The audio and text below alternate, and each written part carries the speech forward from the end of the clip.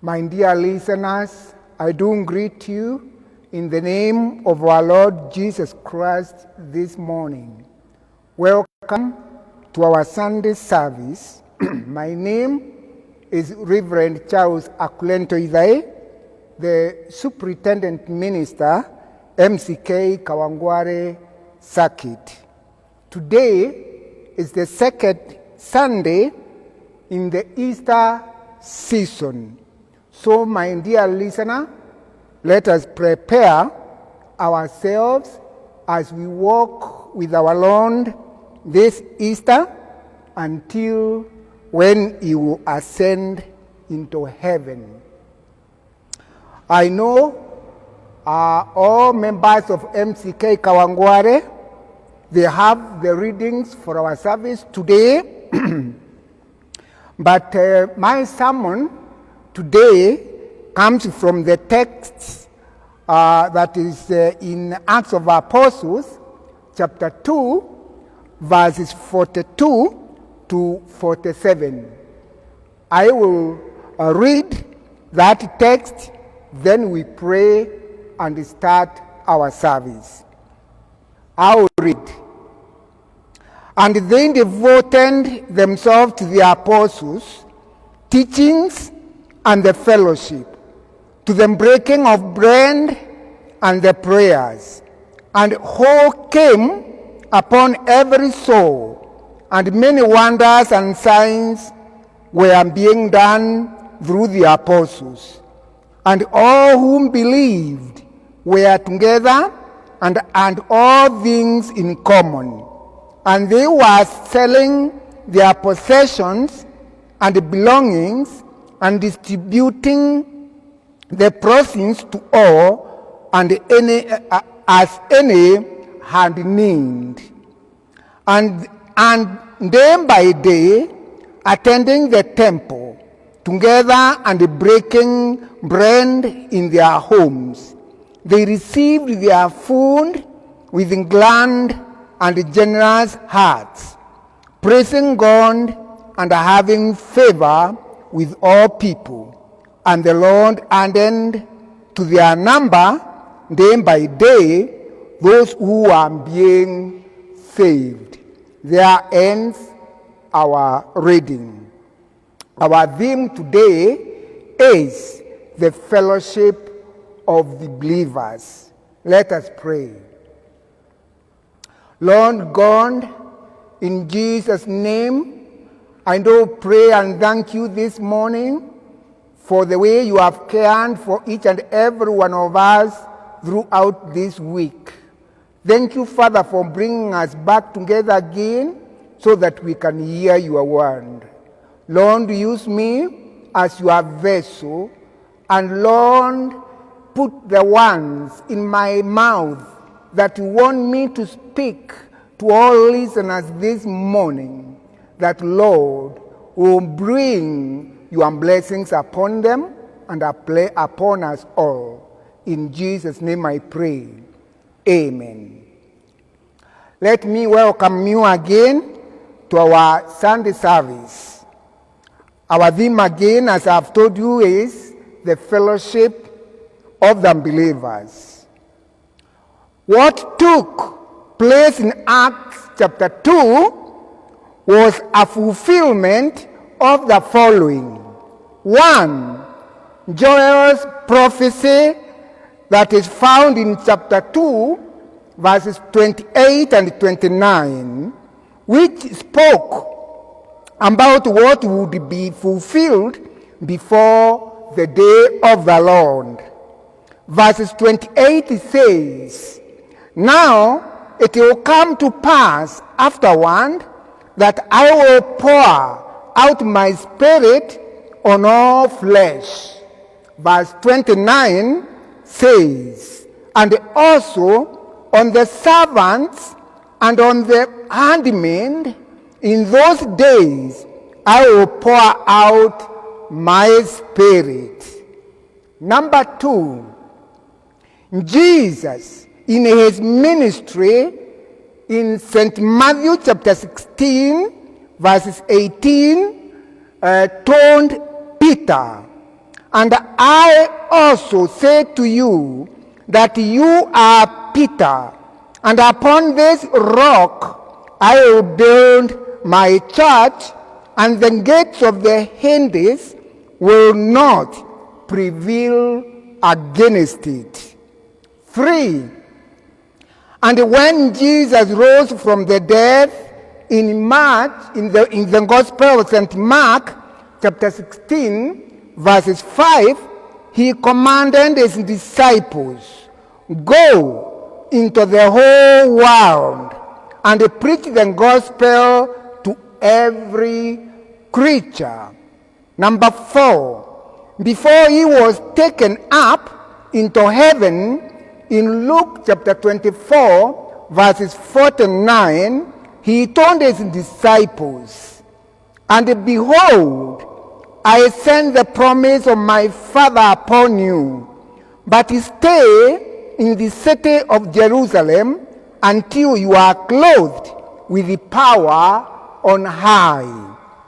Number 5. And lastly, in Acts of Apostles, chapter 1, verses 8, Jesus, before ascension, told his disciples, but you will receive power when the Holy Spirit comes upon you, and you will be my witnesses both in Jerusalem and in all Judea and in Samaria and to the ends of the world. Joel's prophecy and Jesus' teachings all were fulfilled on the day of Pentecost, as it is written in Acts chapter 2, verses 1 through verse 4. What is written in these verses reads, now, when the day of the Pentecost came, they were all together in one place. Then suddenly there came a sound from heaven like rushing mighty wind, and it filled all the house where they were sitting. Then there appeared to them tongues as of fire being distributed, and it sat upon each of them. And they were all filled with the Holy Spirit and began to speak with other tongues as the Holy Spirit gave them ability. The power given to the disciples by the Holy Spirit moved them to fulfill Jesus' admonition to them in Mark chapter 16, verse 5, where Jesus told them, go into all the world and preach the gospel to every creature, was fulfilled on that day of Pentecost. Also, Joel's prophecy was fulfilled. Peter, standing with the 11, he started preaching to all who were in the city of Jerusalem. People from all the countries of the world, known to the Palestinians by then, who had come to celebrate Pentecost. Peter's preaching was so powerful, evangelistic message. After he had preached, he made the first altar call, and about 3,000 souls were saved and added to the number of the new community of believers. And now the number of the community of believers totaled to 3,120. This was amazingly a very startling start. This was a half of the number of the Pharisees, as Josephus, who was a Jewish historian, and written that the Pharisees were about 6,000 in number. All the 3,000 who were converted on that day were baptized on the same day. Baptism for such a large number of people was not a problem for the Temple Mount and many immersion pools that the worshippers who frequented the temple for worship used to purify themselves ritually. This new community of believers organized itself into a fellowship. They all together were devoted, doing 4 things.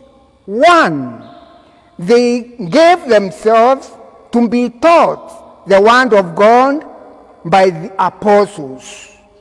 2, they served one another. 3, they obeyed God's word, which enabled them to do exploits for Jesus.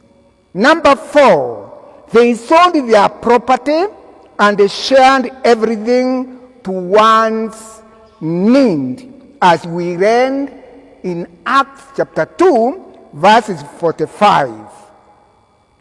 They continued in daily fellowship, breaking of bread from house to house, and they ate their food with gladness and sincerity in their heart, as we read in Acts of Apostles chapter 2, verses 46.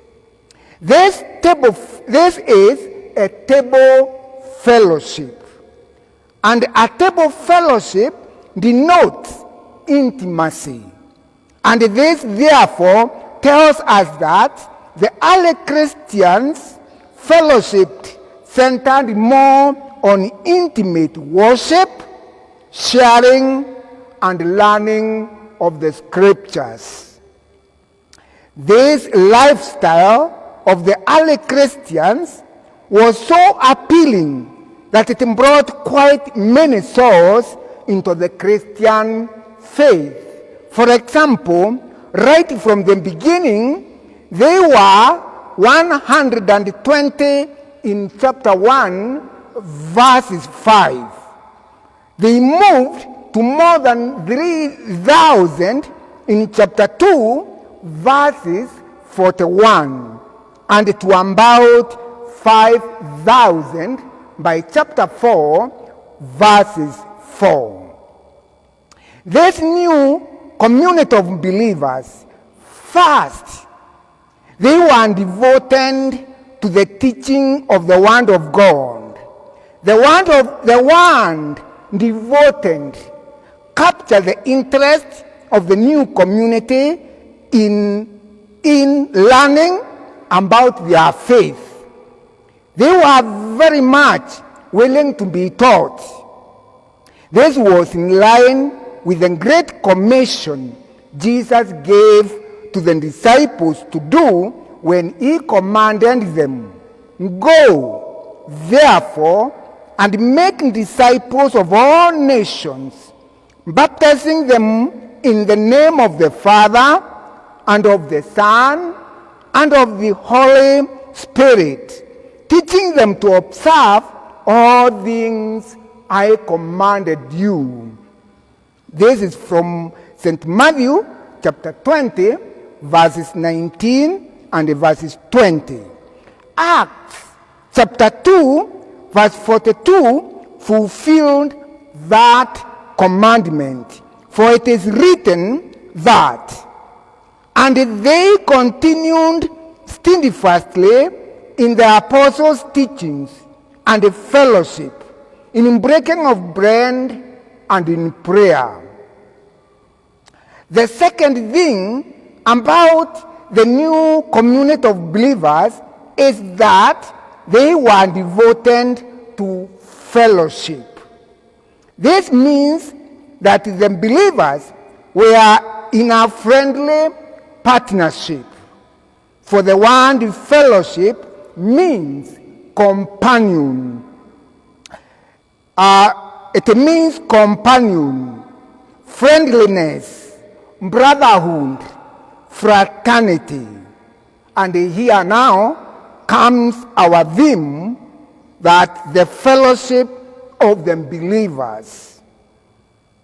In other words, the fellowship of believers mean the brotherhood fellowship, the fraternity of the believers, the friendliness of the believers, the companionship of the believers. This is what the fellowship of believers mean, where they come together as one. They eat with one mind, one heart, with intimacy. So when we talk of the believers, the fellowship of believers, we talk of the oneness in spirit, in thought, in word, and in all their actions. The third thing about this new community of believers is that they were devoted to breaking of the bread of life together. For they understood their calling, and this was reflected in their partnership. Celebrating Lord's Supper without mutual fellowship is a mockery of what was achieved on the cross. And the fourth and the last thing about this new community of believers that they were devoted to was prayers. They were also devoted to apostles' teachings, to the fellowship as we have already seen, and to the breaking of the bread. The scriptures tells us signs and wonders followed them, and they were done by the apostles. Acts chapter 2, verses 43 says, "And awe came upon every soul, and many wonders and signs were being done through the apostles." Chapter 4 of Acts of Apostles, verse 30 says, "And now, Lord, look upon their threats, and grant your servants to continue to speak your word with all boldness, while you stretch out your hand to heal, and signs and wonders were performed through the name of your holy servant Jesus." Romans chapter 15, verses 18 to 21 also says, "For I will not venture to speak of anything except what Christ has accomplished through me, to bring to Gentiles to obedience by the word and deed, by the power of the Holy Spirit of God, so that from Jerusalem and all the way around to Illyricum, I have fulfilled the ministry of the gospel of Christ. And this makes it my ambition to preach the gospel, and where Christ has already been named, lest I build on someone else's foundation. But as it is written, those who have been told of him will see, and those who have never heard will understand. Here, my dear listeners, we have dealt with a live example of the church of Christ. The church, when immediately it was birthed, the church Jesus promised Peter in Matthew chapter 16, verses 18. Immediately, the church was born. It devoted itself to the command of Jesus Christ. It had deep influence to the wider community simply because it devoted itself to the teaching of the Word of God, fellowship, breaking the bread of life, and prayers. My listeners, if you see the intensity the new believers were with dealing with the Word of God, in fellowship, in breaking the bread, and even in prayer, it made them a unique community, and everyone desired to see them. When you look at the church of today, can we equate it to the early church? Yes, still the church of today has a chance to go back to its roots and embrace true doctrines, fellowship, breaking of a bread of life without mockery, and truly be prayer warriors. The church of today is organized and run by the professionals instead of being organized and run by those who are truly called and they are guided by the Holy Spirit of God.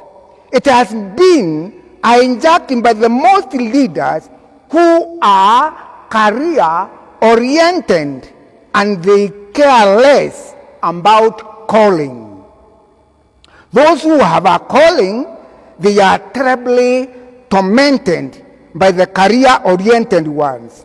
And in between, the Word of God has been subjected to a push and a pull and a lot of fighting here and there. So as a result, some of the churches today are being governed like civil governments. Some churches are practicing more evil than some of the civil governments. What is in the world today is what is in some of the churches. Corruption, witchcraft, killings, oppressing the poor, devil worship, mismanagement of the resources, deception, lying, witchcraft, promiscuity, haters of the truth, and etc. Because there are many evils that the church some of the churches are being involved in. Instead of the church drawing more souls from the hell, these churches, they are pushing more souls to hell. And this is very, very, very painful when you see a church that has been brought up to save life is killing life. And that is what is happening to some of the churches today. But, my dear listener, let's again go back and look at the earlier church again and see what was happening there. But the believers of the early church had two things. One, they changed lives. Two, they had unity of the community of the believers. And that was an evidence to others that the believers' lives reflected the life of Jesus Christ.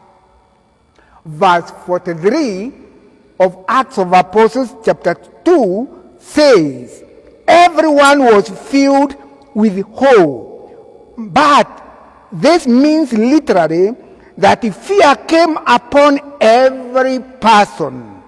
All who and earlier mocked them, they were now gripped with fear.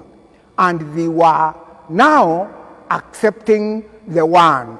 Because at first they thought these people were only joking. Please, my dear listener, note that it is very, very important when the community of believers is united.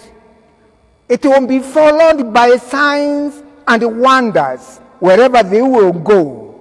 And these signs will have a positive effect in the wider community. Is that what is happening to the church today? Why is the church not being followed by signs and wonders today? It's because the church, as much of the world in it, and again, as we will see as we move on, the values of the pagans entered the church and welcomed the values of believers. And that is what the church is fighting now. That intimacy when they are coming to pray together. That intimacy when they are coming to partake of the Lord's table is not there in some and most of the Christian churches today. And that's why we do not have the power to draw many to intimacy as the first Christians did. In verse 47a, we see that the believers being referred as enjoying the favor of the people. This makes it clear that they were not isolated. When believers were together, they formed a community of believers who in actual sense remained within the wider society. St. Luke, who is the author of the Acts of Apostles, tells us that this community in Jerusalem was grand and sincere in their fellowship. In verse 47b, we are told that this community grew rapidly. Converts were added to it daily. This foundation was surely the work of God.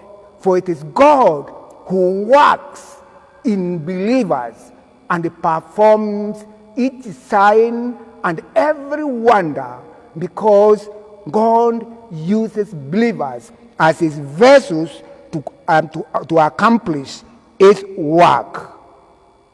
When new believers were accepted, they were accepted because they had repented and they were baptized. This new community of believers, in other words, were the early Christians who established the first church. The church Jesus talked about in Matthew 16, verses 18. The church that the powers of the Hades cannot shake it. But today, if you look at the church today, it is being shaken all over. All evils have entered there. Many people are pointing fingers to the church. And instead of the church affecting the community, the church is being affected by the community. The early Christian fellowship usually centered more on intimate worship, sharing, and learning scriptures, which is greatly missing in today's church. It acknowledged that Jesus owned both them and their property. That is why they sold property to meet needs as they arose. This we can read it in Acts of Apostles, chapter 4, verses 32 through 35. And they opened their homes as meeting places for fellow Christians. This we read in Acts chapter 2, verses 46. They did this with a notion that people had more value than possessions. This continued among the Christians well into the 2nd century. But after that, pagan ridiculed the lifestyle they were living in, and as a result of that ridicule, some of the Christians compromised. And as such, the pagan values entered into the church. This took place in 313 AD. And finally, the pagan values overwhelmed the Christian fellowship of eating together and having intimate worship and prayers. Since the year 313 AD to today, the Church of Christ has not been able to free itself from the pagan values and evils. And since then, many servants of God have suffered, have been killed. The time they have tried to bring the church free, or rather to try to free the church from the pagan values. Some of these servants, because there are quite a number of them, allow me to name a few. One is Dr. Martin Luther King, who worked hard to challenge the church to stop from doing the evils it did. The church, instead of listening to him, it became hostile to him. And because of this, one day on a Sunday, Dr. Martin Luther King nailed 95 theses on the door of the church of Wittenberg. And this brought a new beginning and the church, and now to go on hunting for the life of Dr. Martin Luther King. And one time they were about to kill him, but this doctor was saved by Elector Friedrich of Germany. So you can see, when you fight for the truth to be established in the church, it means you have a lot of enemies, not from outside, from inside, and they will go even to an extent of taking your life. But if God had that plan, they will. But if not, God will protect you as he protected protected Dr. Martin Luther King when he brought Elector Friedrich to save him. Others are John Wesley, who started the Methodists and to fight a lot of evils in his country, the Great Britain. Tillich is another one, and also Pope John Paul I, who ruled only for 3 days in 1978 and was killed. Why was he killed? It's because he had known the evils that his Roman Catholic Church was doing, and he wanted to reform the church. He had a plan on how he can get rid of all the evils in his church. When he was a bishop of his area, he could not bank with the Vatican Bank simply because there was corruption, total corruption in the Vatican Bank. So when he took over the church as the Pope, when he attempted to reform, he was killed from within the Vatican. And those who planned his killing, who planned and killed him, some of them after a while, some of them committed suicide. Some were killed. Some were imprisoned, and some still remained inside Vatican. So, my dear listener, when we talk of the community of the believers who have intimate fellowship, intimate worship, intimate prayer, intimate of breaking of the bread of life, we talk of the pure church of Christ, the bride of Jesus Christ, that is completely pure. We are here today working towards that.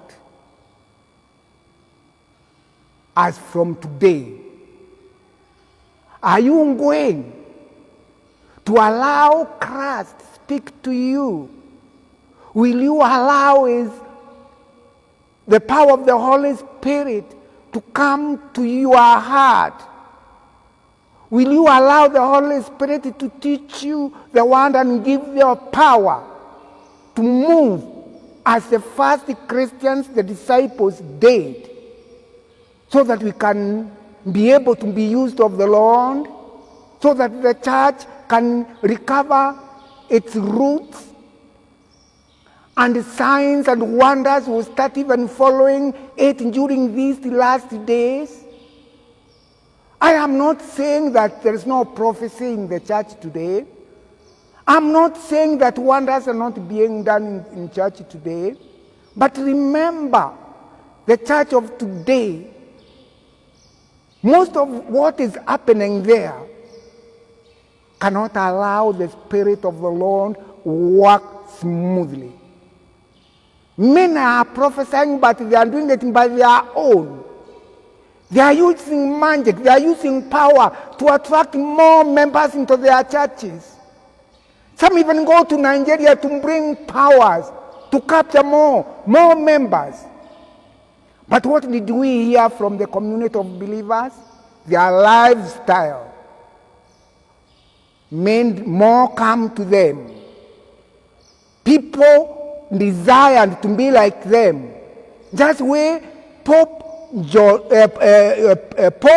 John Paul I desired to live the life of Thomas A. Kempis, because Thomas A. Kempis lived a life that was serene, a life that was pure. My dear listener, this morning, as I conclude, God is waiting for you to allow Him to point out your sins and will lead you to repent.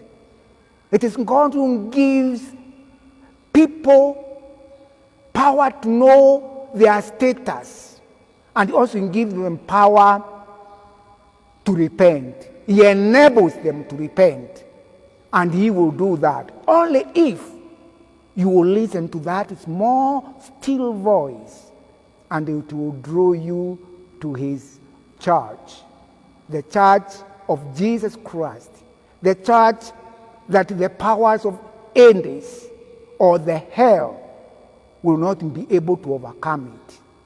And that's the church God wants you and me to be in at this time. Because when Christ went to the cross, He fulfilled all the prophets and the law. What the disciples did on Acts chapter 2 was a bit of what Jesus has already done on the cross.